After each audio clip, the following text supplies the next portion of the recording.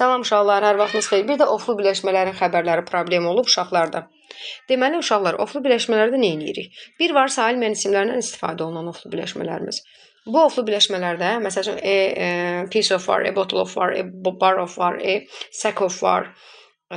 Bir var bu oflu birləşmələr. Bu oflu birləşmələrdə ofdan əvvələ baxın.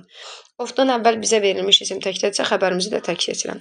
Bir də var ofdan əvvəlki isim bizə verilmiş isim cəmdə olsun. Bu zamanda xəbərimizi məlum məsələdir ki, cəmdə seçəcəyik. Bir də var, ümumiyyətlə sabit oflu birləşmələrimiz var. Baxın, yenə də deyirəm, bir var sailmen isimlərindən istifadə olunan oflu birləşmələr. Bir də var, hazır əvəzliklərin oflu birləşmələri var ha. Bunlarla onları qarışdırmayın. Baxın, burada fikir verin, ofdan əvvəlki sözlər isimli də. Deməli, ismə fikir verəcəksiniz.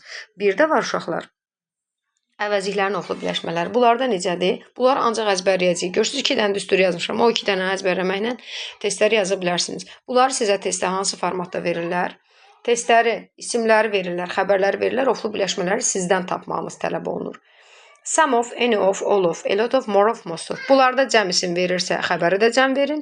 Tək isim verirsə, xəbəri də tək verin. Yəni cəmə cəm, təkə təkdir. Mən bunları uşaqlara öyrətmişəm. Hər ikisini alanlar deyirik bunlara. İkisini də. Some of, məsəl üçün, cəm alırsa cəm xəbər, tək alırsa tək xəbər alır.